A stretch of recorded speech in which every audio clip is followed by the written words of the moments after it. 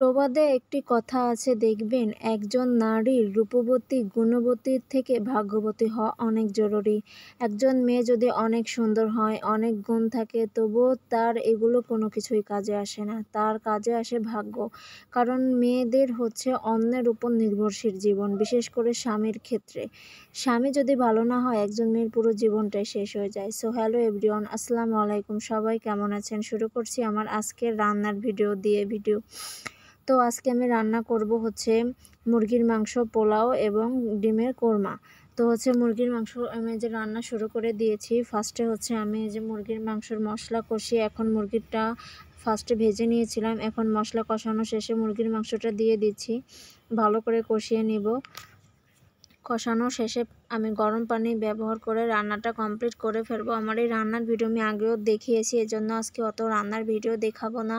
এর পাশাপাশি হচ্ছে ডিমের কোরমার জন্য ডিমটা ভেজে নিচ্ছি। তো ফিরে যাই আগের কথায়। আমি জানি যতদূর একটা মেয়ে অনেক সুন্দর হোক, বিয়ের পরে তার সেই সৌন্দর্য থাকে না। কারণ দেখবেন মেয়েদের হচ্ছে সংসারে কাজ করতে হবে, স্বামীর সেবা করতে হবে, সংসার কাজ করতে হবে, সন্তানের যত্ন নিতে হবে। তো মেয়েদের যে বিয়ের আগের চেহারা, ওই চেহারাগুলো বিয়ের পরে কখনোই থাকে না। বিশেষ করে দেখবেন যে গার রং, হাত পার সৌন্দর্য, ওইগুলো সবসময় মেয়েদের নষ্ট হবেই বিয়ের পরে। তো এই যে মেয়েদের, আগেই বললাম যে মেয়েদের গুণবতী রূপবতীর থেকে ভাগ্যবতী হওয়া বেশি জরুরি।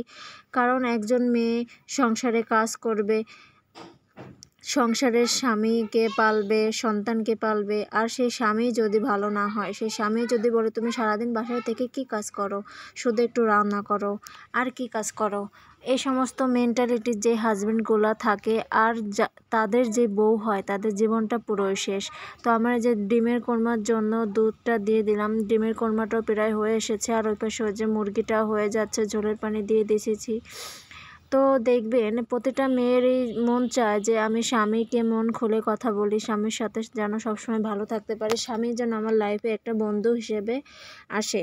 এরকম হয় কয়জন মেয়ের, খুব অল্প মেয়ের ক্ষেত্রে এরকম হয়। তো এই যে আমার মুরগির ডিমের কোরমা দুইটাই হয়ে গিয়েছে, এখন আমি পোলাওটা রান্না করে ফেলবো। পোলাওর জন্য ফার্স্টে এই যে পেঁয়াজ মরিচ ভাজি করে নিয়েছি। এরপর এর ভেতর সামান্য কিছু আদা রসুন বাটা দিয়ে এটা ভাজা ভাজা করে চালটা দিয়ে দিব।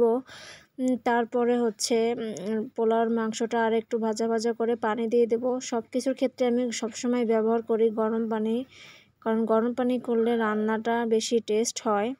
তো মেয়েদের ক্ষেত্রে দেখবেন প্রতিটা মেয়ে চায় আমার সংসারটা যেন সুন্দর থাকে, ভালো থাকে, আমি যেন স্বামীর মন জুগিয়ে চলতে পারি। এই জন্য মেয়েরা জীবনে অনেক কিছু স্যাক্রিফাইস করে, কিন্তু এসব জিনিস সব স্বামীরা বুঝতে চায় না। আর বুঝলেও দেখবেন সেগুলো পাত্তা দেয় না। মেয়েদের মনে বা নারীদের মনে কষ্ট দিয়ে তারা কথা বলবেই, এটা তাদের নিয়মিত কালচার হয়ে গিয়েছে। তো আজ এই পর্যন্তই, আমার রান্নাটাও প্রায় হয়ে এসেছে। সবাই আমার পাশে থাকবেন। জানি আমার ব্লগে অনেক কিছুই ভুল ত্রুটি যায়, সবাই ক্ষমার দৃষ্টিতে দেখে ছোট ইউজার হিসেবে পাশে থাকবেন। একসময় সব কিছু ঠিক হয়ে যাবে ইনশাল্লাহ। তো আজকের ভিডিওটা এই পর্যন্তই, আশা করি সবাই পাশে